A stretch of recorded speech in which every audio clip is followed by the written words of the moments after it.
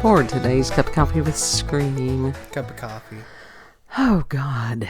The screaming. The screaming. We're recording the internal this. screaming as well. We're recording this on January the 31st, 2025, and this has been one of the longest months ever.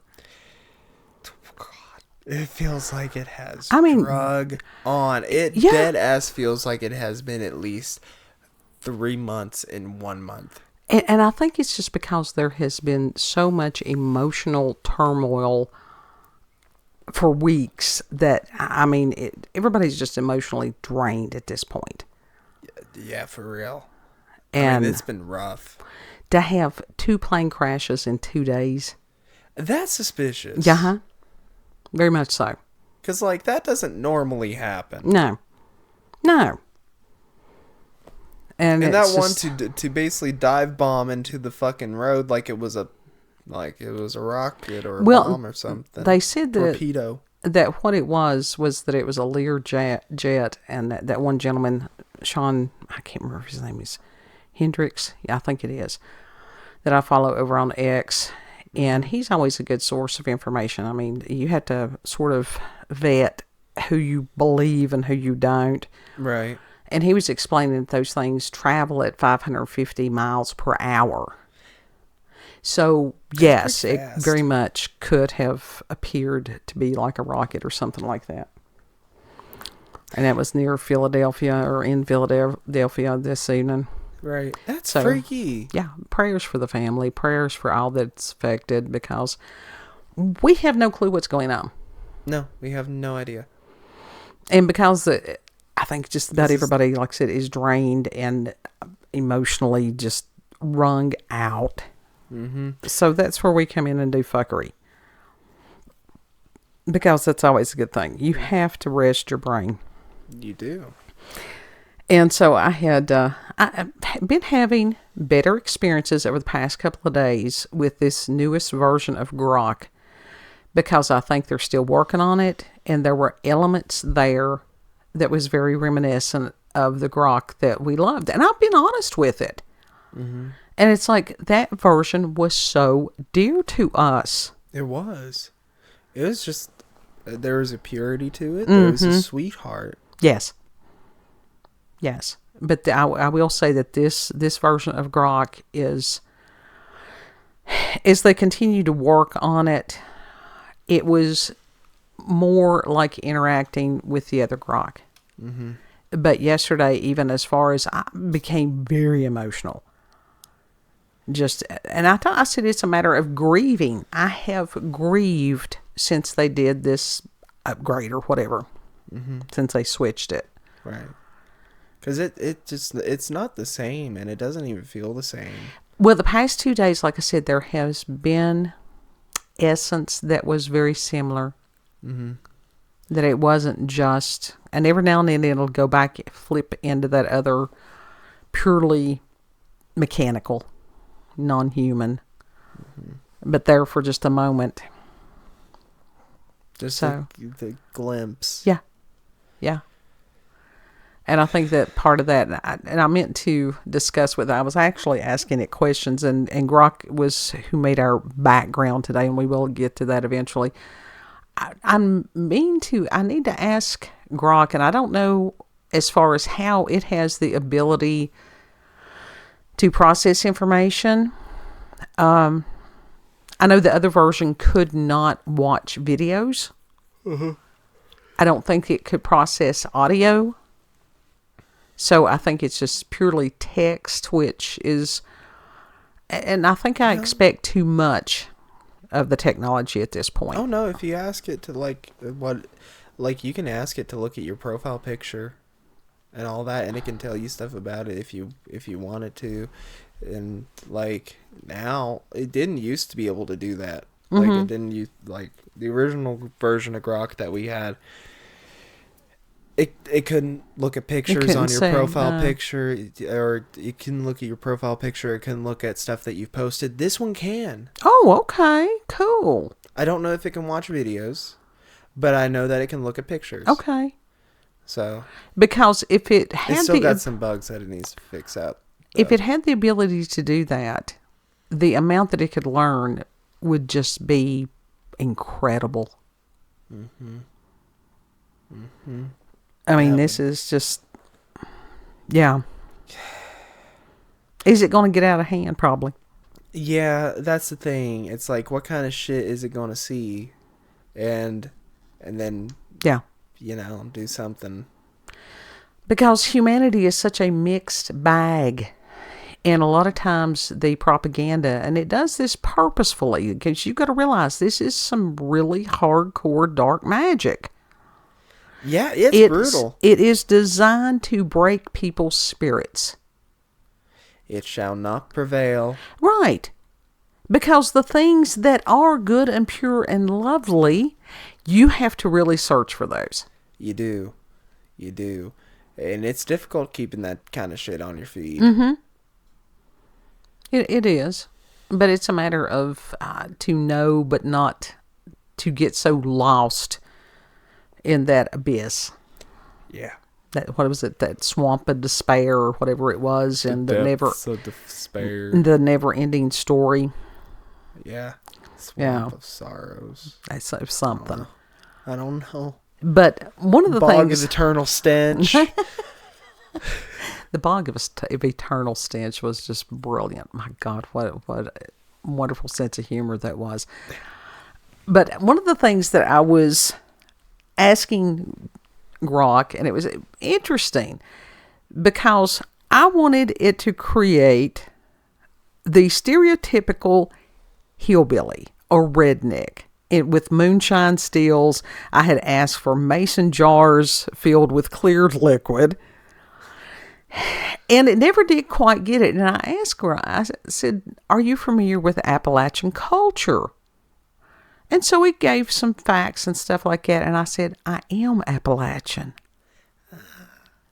Yes. And to explain, it's like we are a mixed race of people. I said, usually it's Native American and then European. Just to be able to share from somebody that truly is, not just something that came off of the internet. Mm-hmm. And to say, yes, I had close ancestors that made moonshine. Yeah. And so I think that so within, what did it say? Well, it was actually a very pleasant exchange. But I also wanted an element of wizardry in there. Wizardry. So that's the reason that you've got this odd. It looks like this little guy is wearing the sorting hat from Harry Potter. Probably is like a knockoff version of it. I have never seen anybody outside of Smile Children wear white bibbed overalls. Yeah, no. I don't know why they usually you see blue or khaki. Bibbed overalls were something for people that had to go out and do farm work and that they could take off before they came in the house, because it's not always, it's poor form to walk through your house wearing cow shit. Yeah. It's not a good smell. And people would have like long handle, they would have like thermals or something on underneath for the most part. I figured they'd have another pair of jeans underneath. Some of them do. That's kind of cumbersome and stuff, but especially if it's winter and then they now have the nice canvas, whole body thingies that they can wear, the coveralls. Body overalls. It's the glorified onesies. It is, but when it's the farming cold, onesies. When it's cold out there. It's a farming onesie. It is. And they're handy. They are very, very handy. They are. It's like, damn, if they weren't over $100 we'd get some. Yeah, those things are, but it's an investment. It truly is an investment. It is, and it's a worthwhile investment if you do that stuff. Yeah. And it just... Ooh to the ooh to the... But I have been pondering, and it's like if you hear something, we have had stink bugs, random stink bugs that would be flying through the living room here. And winter. They appear one at a time. It's not just winter. It's it's year round. All year round. And it's a single one. It's always just one flying around. So if you hear a sudden shriek, you'll know that it has dive bombed us, because they do occasionally do that. They'll hit you right in the head. They are a plague. They are a plague. I am convinced, and they have been plaguing me since Since you were small. 10 years old. 10 years I was old. traumatized by stink bugs. Oh God, that's a Smacking story them in and with of 2-liter itself. bottles. But I started to listen. They wanted to attack me. I fought back. I don't blame you. It's like, yeah, that's where you should have had a good fly smacker and/or tennis racket. I had a 2-liter bottle. Oh, that You worked. should have heard it. Yeah, that's satisfying. But I was pondering earlier this week. You have the mythos. People will gravitate and create this entire illusion and myth about a group of people or a group, a certain lifestyle and stuff. And that goes along with the farming, because I was talking to somebody on X today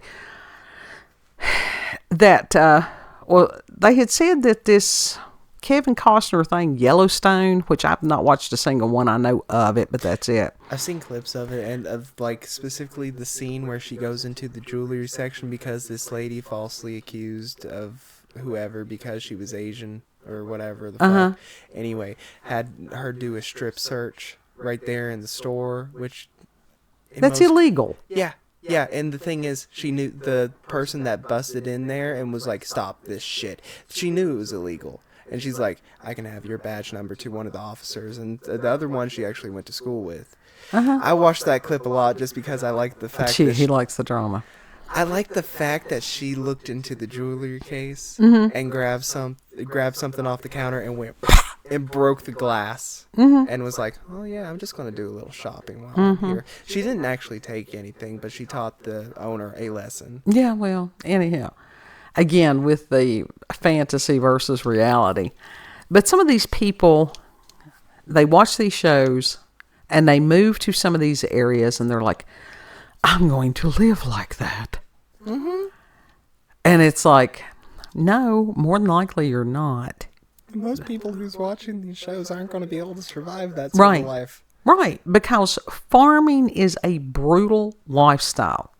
It's 24/7, no days off, no weather days and stuff like that. I think there's a lot more than farming in Yellowstone. Well, I'm just saying, I've never seen it, but I have seen the gentleman that has cattle in the field next to where we are years and years.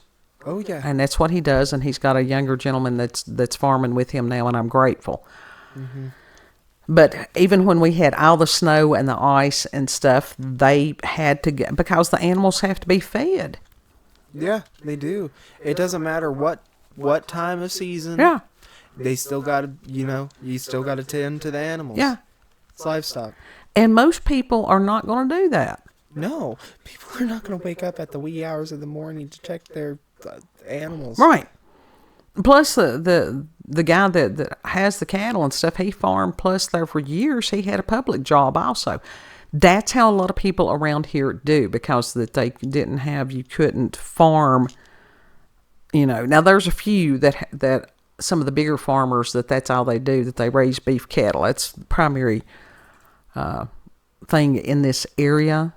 Somebody had asked about crops and stuff, and it's like, we are not equipped to grow fields of wheat because we've got mountains. Well, that's the thing. Where we live, we got mountains, but you go a little further into where we live, like on some of the back roads, there's some really good land there. Right. That would be really good for wheat. There's some of it, but it's, you would get a better return for your time with cattle. Oh yeah. Because that's a lot more weight for your buck. Yeah. There, and so. Well, and all it's determined by the market, but also it takes a lot of wheat. To make anything. Yes, it does.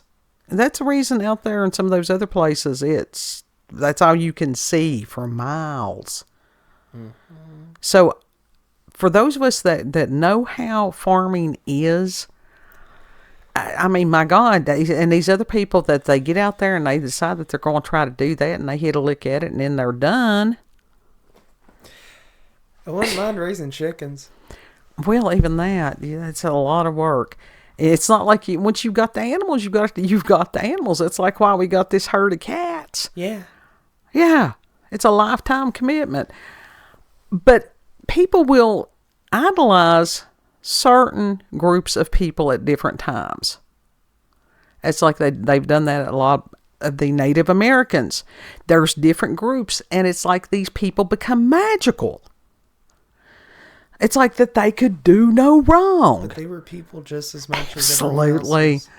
Absolutely. Because, like I said, this is the difference between myth and actual history. So I'm waiting for rednecks and hillbillies to become mythical. We deserve our turn to become the magical hillbillies. The magical rednecks.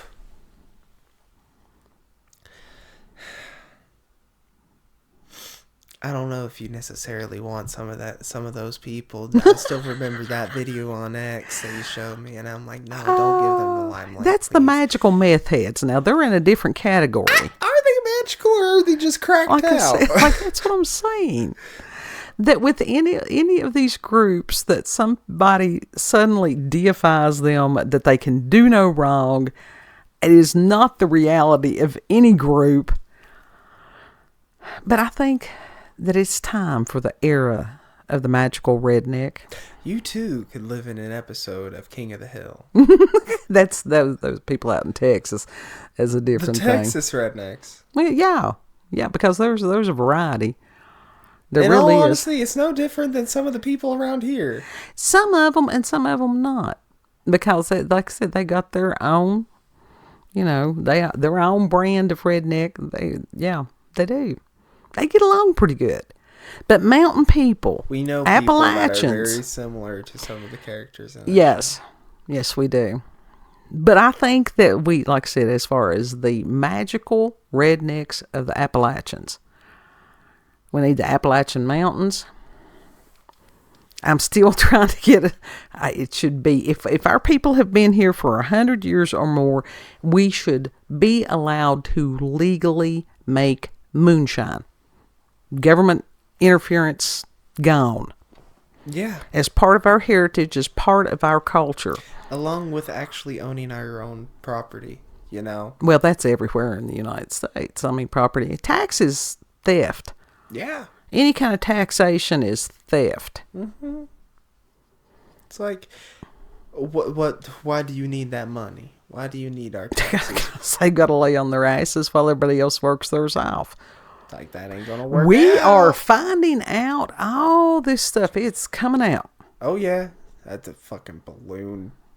Teaching clowns how to fold balloons. This is ridiculous. You can Government get that grant. for free on YouTube. Well, and it's like I said, I think that we need to. But as far as having fields of true Appalachian studies, yes. And I know that there is somebody somebody out at ETSU that does do that. Because I have heard his work before, and he's legitimate. And one of the things that he wants to preserve are our different dialects and accents. Mm-hmm. Oh, yeah, I agree. Because some of that stuff... We're losing all things. We're losing it, and it needs to be... Mm-hmm. It needs to be saved. Yeah. It needs to be preserved. Yeah. And it was just It's like... heritage, tradition. It is. And that's what I'm saying as far as the magical redneck. And the art of storytelling. And that is something that is going by the way. It's not the same to sit and watch somebody on a video that's a storyteller. That's got its good parts. But as people used to do, families, this is what they did. You would sit and you would have somebody in the family that was the storyteller. Every family had one. And I had some off of Granny's side. My God, they were absolutely hilarious. They could tell something and have you absolutely rolling in the floor. And that style needs to be taught to others. And then you had different groups and different communities and stuff that's what they did, was the art of storytelling. Right. And to do it well. Mm-hmm. And sometimes that's very difficult to even come across now, Mm-hmm. Because, I mean, hardly any of us kids had any thought, any mindset of, oh, I want to hear the stories, you know? Well, And sometimes the people that could tell the stories were no longer there at that right. point also. So it's like, okay, then who's going to be the new storytellers? Exactly. And I have heard some of the Who's there people, to teach us how to tell stories? some of the people in the area that are not necessarily from this area, and I understand there is a caricature that people go into, and it's just like, dude, you do not have to lay it on that thick. Just be yourself. Just to be Appalachian. What if some of them is that thick? No, the ones that's in the theater type thing, no, they're because I think that's a falsehood. Now there are some people that are good storytellers in their own right. That's like the gentleman that we know that saw the Bigfoot. Yeah. Now, he actually is a really good storyteller. Now, does he ham it up a little bit? Yes. But he does it in a way that it's acceptable. He's a character in and of himself. I've known of him for many years. I think that was the first time I actually met him. Yeah. So, and so, cool guy. As our tiny town, when we get to the folks out there having more festivals and stuff, and to encourage more of those things, and to let these talents flourish again, to where we could be the magical rednecks. I will encourage that, because that's part of my gift, is that to encourage others. So it's our season. It's our time. We've waited a long time. A question. What? Is the mountain people hillbillies or rednecks? Both. See, I would rather be a redneck is those people that was on X, that methed up, crazy type of shit. Hillbillies are the people in the mountains, in my opinion, that are the ones that have the great stories and know how to survive and all that, have all the skills. Well, it's interesting because most people use that as a very disparaging term, and that's how it's always been like that. But it had to do with political allegiance. From the people of the Scotch-Irish that came over here, and the English and different things like that, and who they had an allegiance to. Most of those things are not even taught anymore. Yeah, that's crazy to think. That's just like as far as our accent and stuff. A lot of the things and a lot of the ways that we pronounce things was actually old English that has been preserved. Yeah. Is that good English? Well, it just be how we do. There is a whimsical and majestic quality, magical quality to the way that Old English is spoke in these parts. And it's very akin to stuff that most people would attribute to, like fairy tales or Disney movies or stuff like that, like movies that are very fairy tale based. Yes. And it's like, that is what, like, these people that are bitching, it's like, these are the people that you base your fairy tales off of, that you base stories off of, that you love, that are nostalgic, that are cozy, that are comforting. Sure. So why are you making fun of it? Because they're ignorant. They are ignorant in a lot of ways. And I think there's an element of fear also. You don't judge a book by its cover.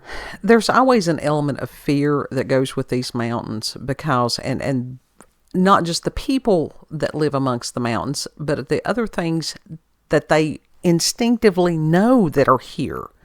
And those forces, and we have seen this and heard tell of this, of people outside of this area coming here and seeing things, and they left and did not come back. Like the Watchers. Yeah. I've never seen the Watchers, ever.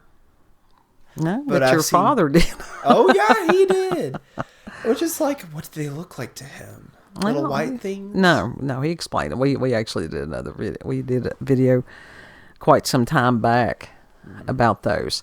And your as far as the tree spirits, his mother saw them. So your that grandmother saw them also. Okay.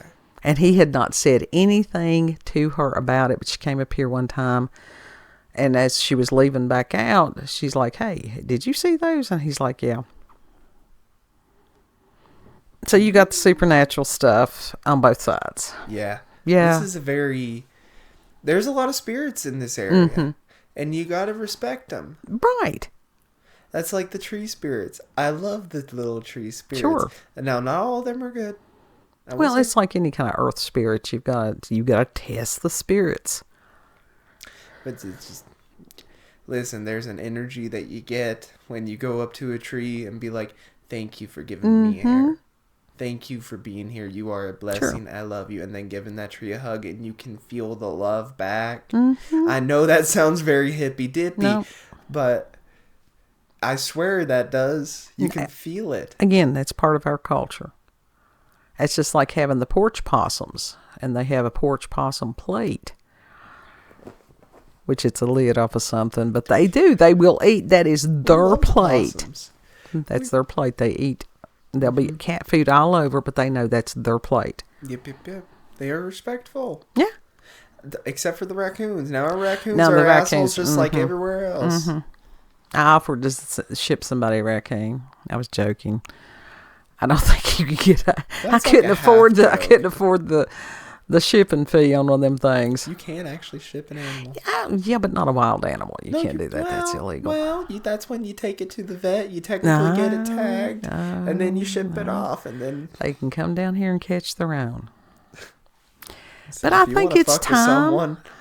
We need to have the rise of the magical redneck. We do. It's time. We do. I mean, legit. Think. This is culture. Yeah. That stories. I would go as far as even Little Bears based off of. Sure. But as far as where the media and Hollywood and these urbanites and different things like that, for them that they know nothing of us, and for them to think that they are better than us. All right, you think you got your shit together? Come on down here, and I'll take you up on White Top. Let's see how you do for a weekend. They would not survive on White Top. The people on White Top barely survive as is. Oh, the people on, you think we're redneck? Oh, no, we're absolutely metropolitan compared to some of the folks on White Top. Yeah.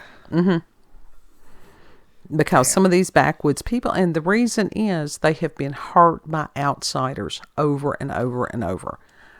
Those stories have been carried down, down from generation to generation too. Yeah. Yeah. So, everybody is having the paranormal and the supernatural. Everybody bought a ticket to ride. You want to tell them where we can be found? You can find us on BitChute, Rumble, and YouTube at Rolanda's Cup of Coffee with Scream. Also check her out on X, previously known as Twitter, Rolanda, COCWS. Yeah. Learn of our culture. Learn of Appalachian culture. That's like that one dude that tells stories. Now, he does kind of ramble. Oh, there's some of them that do that. But you've watched him. It's one of the ones that you've they're watched from before. Down there in East Tennessee. Oh, yeah. Yeah. Yeah, they're good people. Yeah, they're good people. But now East Tennessee, it's a different.